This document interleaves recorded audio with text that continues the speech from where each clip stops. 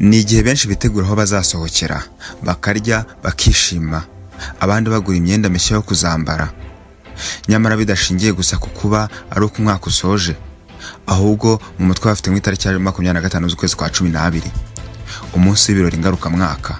Abantu barishima, bagahana impano, ndetse n'ibindi byose byakorwa hagamijwe umunezero ndetse no kunezezanya.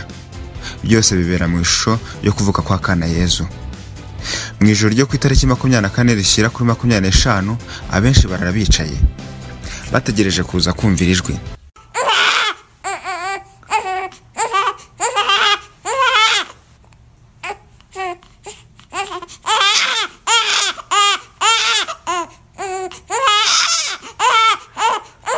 Rimwe na rimwe uzakunda kumva abantu bifurizanya ko Yezu yavukira mu mitima yabo, aho usanga habaho no kwitegura ndetse no gutegura imitima ngo Yezu ayivukiremo. Mu nsengero iri joro ryo kwa 24 riba ari igitaramo kirushaho kubategura kugira ngo binjire tariki ya 25.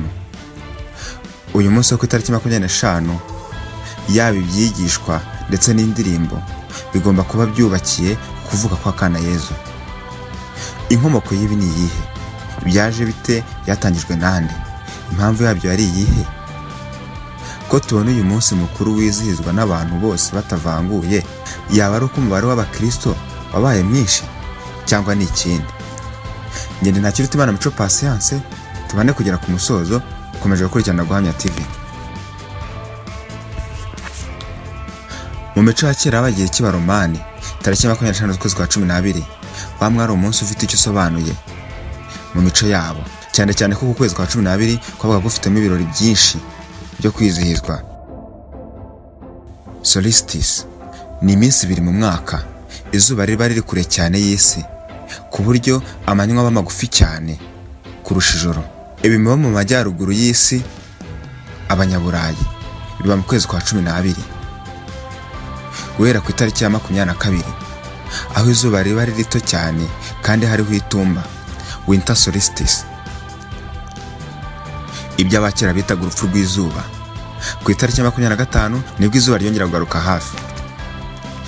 Ibi bigendera ku buryo isi izenguruka izuba, yaba mu majyaruguru y'umurongo w'umuganda ugabanya mu isi kabiri ndetse n'abo mu majyepfo yawo, bose bibabaho ariko mu bihe bitandukanye bigendanye n'igice giteganye n'izuba. Iyo rero izuba ryagarutse hafi, babyitaga ko ryavutse. Aha niho hakubiye bijya byose byizerwaga mu mateka ya kera y'Abaromani ndetse n'Abagiriki by'ubwiru twita myth. Niwo munsi baramirizagaho ikigirwamana cyabo cyitwaga Mithra. Bizeraga ko ari imana y'izuba.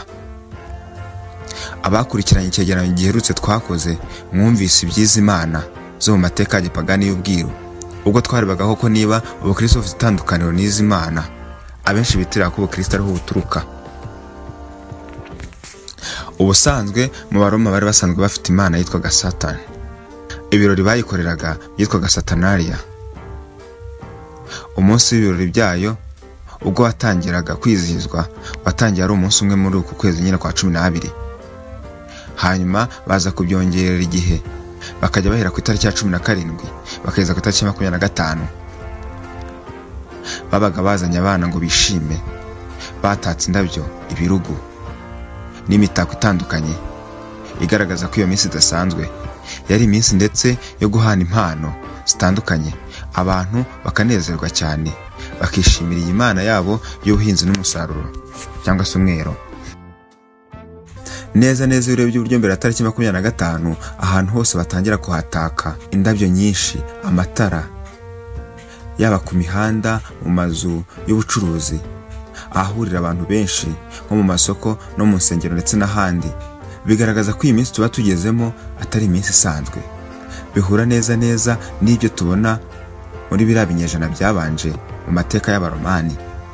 Nawe byibaze muri aka kanya, iyo wicaye ukumva ko hari umuntu uzaguha kado kuri Noheli, uba uri gutekereza ko iyo kado azaguha izaba ari bwoko ki? Izaba irimo Yesu? Niba koko uyu munsi usobanuye kuvuga kwa Yesu. Niba mureba ibirori byose byo muri aya matariki byamweho na mbere y'Ubukristo, ndetse nk'uko mubyumva ubusanzwe rwari uruhurirane rw'ibirori byinshi mu isi y'abaromani. Muri iki gihe hariho igitekerezo cy'uko izi tariki tuba turi kwibuka ivuka ry'umwami wacu Yesu Kristo, umucunguzi w'abari mu isi, wavukiye i Betelehemu mu kiraro cy'inka, abyawe n'umwari Mariya mu buryo bw'igitangaza nk'uko tubikesha Bibiliya, abyawe n'umwari wari ukiri isugi.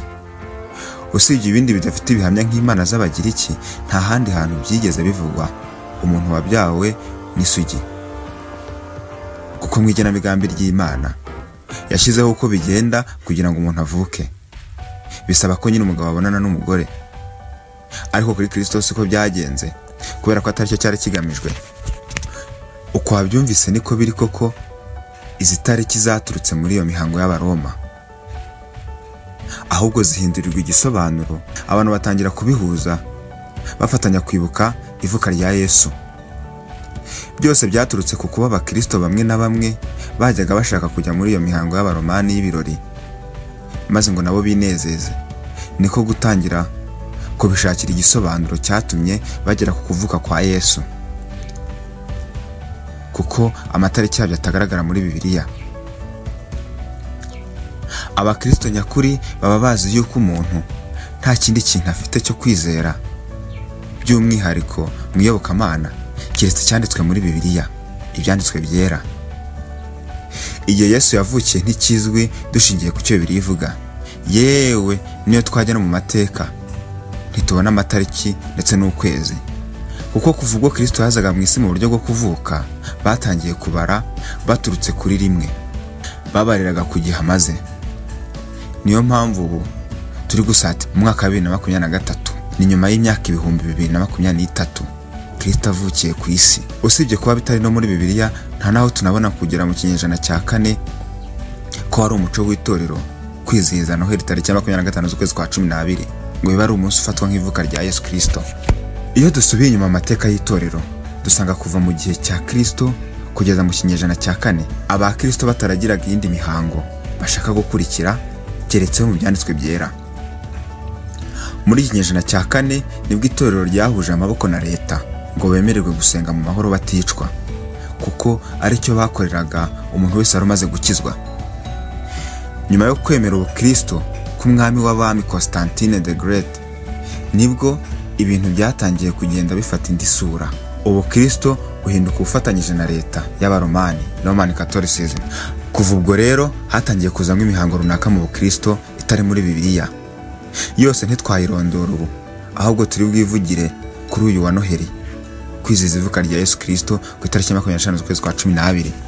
Mu mateka y'uyu munsi mukuru harimo Santa Claus, umaze kumenyekana cyane nka Père Noël. Amazina ye bwite yitwaga Nicholas. Amamuko ye ni muri Turukiya. Amateka yatangira kugaragara mu mwaka wa 280 nyuma ya Yesu Kristo. Uyu nawe yari umukristo ndetse wagiraga ishyaka cyane kurwanira ubutumwa bwiza nk'uko aricyo dutegekwa mu byanditswe byera. Uyu yabaye umukuru w'itorero Imira mu nama yabereye i Niceya muri 325. Yaje kubamo amahame yo kwemera azwi nka Nicene Creed, na Nicholas yari mu bakuru b'itorero bariyo, ndetse kubera ishyaka ryinshi yananiwe kumvikana na Arius ubwo yazanaga ubuyobe heresy mu itorero, ari yizwi nka Arianism, ihakana ubumana bwa Yesu Kristo. Birangira Nicholas amukubise, bityo arafungwa, afungiye gukubita ndetse no gukomeretsa. Gusa nyuma yaje gusaba imbabazi baramurekura, agaruka mu itorero mu nshingano ze. Yakundaga kwihera abana n'abatishoboye impano, cyane cyane ko ubushobozi yari afite mu buryo bw'amafaranga, ariko kandi abamuzi banditse ko ari umunyabuntu bwinshi cyane, akunda gutanga impano ndetse n'ibindi byinshi byo gufasha abantu. Ukomeje kwibaza aho yahuriye n'ibyo navugaga kuri Noheli. Nyuma yo gupfa kwe, abantu bashyizeho umunsi wo kumwibuka. Hari ku itariki ya 6 z'ukwezi kwa 12, wari umunsi uzwi nk'uwa Saint Nicholas, ariwo bamwibukiragaho. Imiryango yo mu Kidage yajyaga kumwibuka babyitaga Sinterklaas mu mpine mu magambo y'Ikidage. Iyo mpine niyo yaje kuvamo ijambo Santa Claus. Mu 1822 nibwo umwepiskopa umwe yanditse umuvugo avuga ngo "It was the night before Christmas." Aha yamuvuze nk'umusaza watwaraga ibikinisho umuryango ku muryango agenda ku kigare gikururwa n'isha, nk'uko mubona biba bigaragara mu mashusho yo ku munsi wa Noheli. Hanyuma mu 1881 nibwo Thomas Nast yashushanyije iyo shusho kugira ngo ijye kuri uwo muvugo, aribyo tubona uyu munsi by'umugabo w'ubwanwa wambaye imituku irimo akero, ayikenyeje agakandara k'umukara. Abakristo benshi mu bihe bitandukanye bagiye babona ko nta mpamvu yo kwizihiza uyu munsi, mu by'ukuri bigaragara ko ari ikinyoma, ariko hakaba n'abandi bagiye bemera ko bagomba kuwizihiza, bavuga ko naho ataba ariho icy'ingenzi ari igitekerezo bafite kuri uwo munsi nyine, kuri uwo Kristo bari kwizihiza. Arthur W. Pink wabayeho kuva mu mwaka w'1886 kugeza mu 1952, muri article ntoya yanditse ya page enye wasanga kuri Chapel Library, yagaragaje impamvu izi tariki zidakwiye kwizihizwa n'abakristo b'ukuri. Mu kuvuga kuri ibi yakoresheje icyanditswe cyo muri Yeremiya 10:1-3. Nimwumve ijambo Uwiteka babwira wanzu wa Isirayeli we, uko ni ko Uwiteka avuga ati: ntimukigane imigenzo y'abanyamahanga, kandi ntimugaterwe ubwoba n'ibimenyetso byo mu ijuru, kuko ibyo bitera abanyamahanga ubwoba. Imigenzo y'abo bantu ni ubusa, kuko umuntu aca igiti cyo mu ishyamba ari wo murimo w'amaboko y'umubaji, akoresha intorezo. Nibyo twese tugiye guhura dufatanye kwizihiza ivuka rya Yesu, ariko se ninde washyizeho uyu munsi? Ni Yesu ubwe cyangwa ni Imana? Mu byanditswe byera tubona abantu babiri gusa bizihije isabukuru y'ivuka, ni Herode ndetse na Farawo. Abo kandi buri wese so mu byanditswe byera azi neza igice yababariramo. Uhereye mu itangiriro ukageza mu byahishuwe, ntaho tubona badutegeka kwizihiza ivuka rya Yesu Kristo, ndetse tunabona we ubwe atanga itegeko ry'uko abantu bakomeza kwibuka urupfu rwe ndetse n'umuzuko we. Ari nabyo tubona mu itorero byamwe bikorwa mu materaniro yose y'abera. Aho wakibaza uti ni bande bateranira kwibuka ivuka rya Yesu Kristo kuri uwo munsi? Ni abahakana kumwizera, abavuga ko bamwizera bakihakanisha imibereho yabo.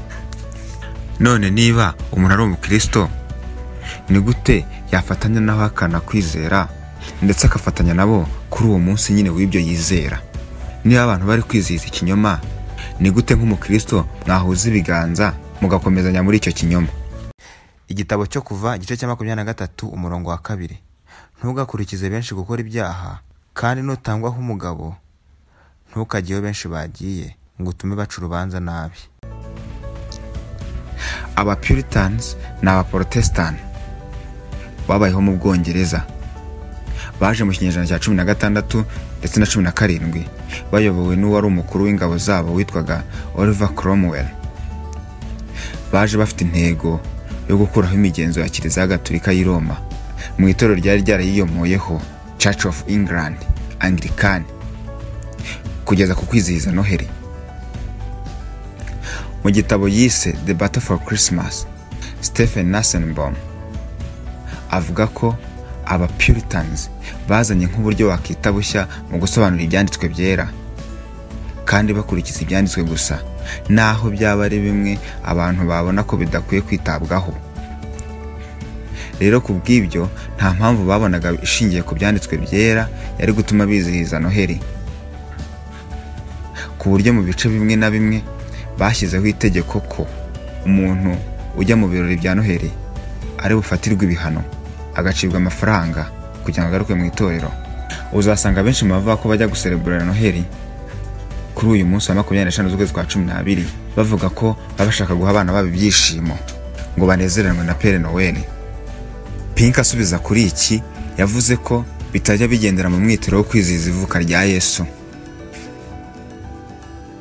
Usanga kuri uyu munsi ariho ibyaha bikorwa cyane, abantu bagasinda ndetse n'ibindi byaha byinshi munsi y'umwitero wo kwizihiza ivuka rya Yesu, cyane cyane ko na leta ndetse n'ibigo byinshi by'abikorera bitanga ibiruhuko ku bakozi babyo. Wakibaza niba kuko abakristo dukwiye gufatanya n'abo bantu twitwaje ko twe dufite ubumenyi uruta ubwabo ku cyo Christmas ari cyo. Hari benshi bavuga ko ntacyo bitwaye ndetse umuntu afatanya n'irya mihango yose uko ikorwa, nk'ubu ugiye kuri gotquestions.org ndetse n'izindi websites zitandukanye, abenshi usanga nabo bari gutanga impamvu umuntu akwiye kwizihiza Noheli kuri uyu munsi, ariko zose nta mpamvu n'imwe wabona ishingiye ku byanditswe byera, ahubwo baba bagerageza guhuza ibintu runaka. Tubare nk'aho bavuze ngo ikintu cyose kigira agaciro bigendanye n'icyo kiri gukoreshwa ku kanya, bitagendanye n'inkomoko yacyo. Rero ku bw'ibyo umuntu yakoresha biriya byose, yaba umunsi, ibindi byose bakoresha n'iby'imitako, gutangana impano ndetse n'ibindi mu kwizihiza uyu munsi. Aho kwibaza ibi cyane, twakomeza kwibaza niba koko hari itegeko tubona mu byanditswe ridufasha kugira ngo twibuke uyu munsi wo kuvuka kwa Yesu Kristo. Nawe se ni gute kwibuka kuvuka kwa Yesu Kristo bituma inzego z'umutekano zikaza umurego mu kurinda umutekano kurusha indi minsi isanzwe? Bibaye gushimisha abana ariyo ntego yo kwizihiza Noheli, n'ubundi ntabwo byabihura n'ibyanditswe byera. Mu gitabo cy'imigani, ibyanditswe bisaba ababyeyi gutoza abana babo inzira nzima, bityo bakazarigenderamo kugeza bashaje. Kandi bagakomeza bavuga ko ababyeyi bagomba kwigisha inzira y'Imana abana babo, banabatoza kuyubaha. Nubatoza kunyurwa n'umunezero w'isi, niko bazasaza. Ibi byavuzwe na Pink muri ya document nyine nababwiye. Ubu hari umuntu bahaye impano umwaka washize, urajwe inshinga no kubona iyo azishyura muri uyu mwaka, byanamushyira no mu myenda kugira ngo abone icyo azishyura. Cyo kimwe nuko abenshi ubu ngubu bari gutekereza uburyo inshuti zabo zizabifata nibatabahereza impano kuri iyi Noheli, cyangwa se ngo babatumire basangire bishimane. Birumvikana ko uyu munsi wakomeje kumvikana mu buryo bwayo bwa gipagani. Ibirori byose biba kuri uyu munsi ni ibyerekeye kwinezeza. Urebye neza nta mpamvu n'imwe yo kunezeza Imana ibirimo. Ikiba kiri mu mitwe y'abantu no kugira ngo binezeze, nubwo babyitirira ubukristo. Ikimenyimenyi wabaza polisi uburyo abantu batwara basinze, umubare wabo kungana, ndetse n'ubusambanyi baba buri bube kuri uyu munsi uburyo babungana, byose byitwaje ngo bari kwizihiza ivuka rya Yesu. Kimwe mu bizakubwira ko ibintu bitava ku Mana, akenshi uzasanga byumvwa n'abantu benshi, kandi kuko biba bihazira ryabo nyine. Nawe wibaza imbaraga bifite kwizihiza uyu munsi, aho ibihugu bisaga 160 bitanga amakonje, ibiruhuko ku bakozi babyo kubw'uyu munsi utari mu byanditswe byera, ahubwo abantu bakibonera rugari babona uko bagomera Imana bitwaje kwibuka ivuka rya Yesu. Nk'ubu mu byanditswe byera tubona bisaba abantu bose kwihana bagahindukirira Kristo. Kuki se bitakizihizwa ku isi yose? No kubera iki? Ko kamere muntu idafite uburyo yanyurwa nabyo. Nta buryo kamere muntu yakihana ngo yizere kandi mu buryo buyinejeje. Ahari nawe waba amaze kwakira inyandiko ndetse n'amakarita amwe namwe akwifuriza ngo Noheli nziza, ariko ku mukristo we akwiye kumenya yuko buri jambo ry'imfabusa ryaciye mu kanwa ke azaribazwa. Amafaranga yacu dutakaza tuzayabazwa, ndetse n'igihe duserebura iminsi itariyo nayo tuzayibazwa. Izi tariki 25 ntizikwiye kukubera igihe cyo kwibuka ivuka rya Yesu Kristo wowe nk'umukristo, kuko uzi neza ko birenze ibyo. Hari ibirori byo ku itariki ya 25 z'ukwezi kwa 12, nibyo turi kubona ko nta mpamvu mu byanditswe byera ihari yo kubyizihiza. Gusa ntitwanze ko habaho kwizihiza kuza k'umwami wacu Yesu Kristo hano mu isi, ariko tubona ko ari bya buri munsi mu buzima bw'umukristo, nk'uko tubona mu byanditswe byera. Mu butumwa bwiza bwanditswe na Yohana, dusoma ubutumwa bwiza bwa Yohana igice cya mbere kuva ku murongo wa 1 kugeza kwa 3 ndetse no wa 14. Mbere na mbere hariho Jambo, Jambo yahoranye n'Imana, kandi Jambo yari Imana. Uwo yahoranye n'Imana mbere na mbere.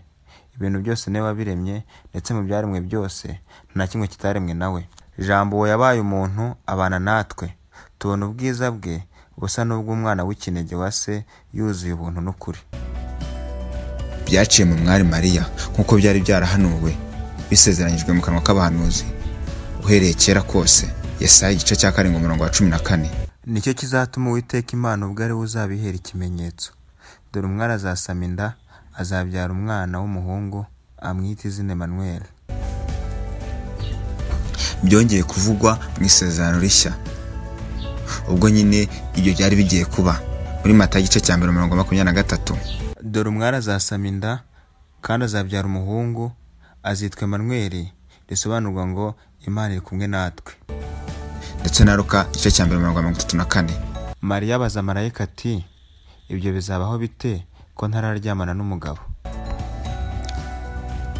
Rero aha niho abitiranya ubukristo n'ibindi bintu byinshi bitandukanye by'imyizerere bakwiye gucecekera, kuko Imana y'abakristo ni Imana yaje kubana n'abantu nk'uko tubibona mu byanditswe byera.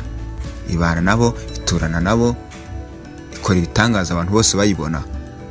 Rero kubera ko Imana mwana yaje kubana n'abantu, cyangwa se kuki yaje mu isi ikambara umubiri, ibyanditswe byera bigaragaza ko umuntu wese wabyawe n'umugabo n'umugore ari umunyabyaha, ndetse binahamywa n'imikorere ye ndetse n'uko apfa.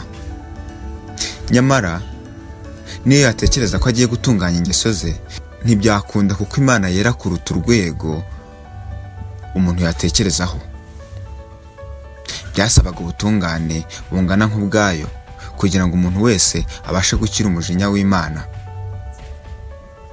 Ibyo rero ntibyari gushobokera umuntu. Ibyo akora byose n'umwete we wose ntibyari gushoboka. Ibyo rero bitashobokeraga umuntu, Imana umwana yarabisohoje byose mu myaka 33 yamaze hano ku isi. Ariko ntibyarangiriye aho, nk'uko tubibona mu rwandiko rwa mbere Petero yanditse igice cya 2:24 ndetse na 25. Ubwo yikoreye ibyaha byacu mu mubiri we, ayobambanwa ku giti kugira ngo dupfe ku byaha, dore ko tubeho ku gukiranuka. Imibyimba ye niyo yabakijije. Kuko mwari nk'intama zizimiye, ariko none mukaba mwaragarukiye umwungeri w'ubugingo bwanyu, ari we murinzi wabwo. Rero abera bamwiringiye by'ukuri nta kindi bishingikirijeho, bizeye ubuntu bw'Imana bubonerwa muri we, umuhesha agakiza kadashira, ari nawe murinzi wako.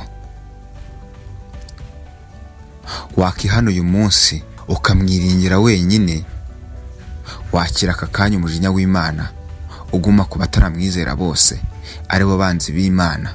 Ibi byakozwe na Yesu rero mu by'ukuri si byo kugira amatariki runaka yo kwibukwaho, ahubwo ni ubuzima bw'uwizera wese bwe bwa buri munsi. Umukiza akomeze kuba hamwe namwe.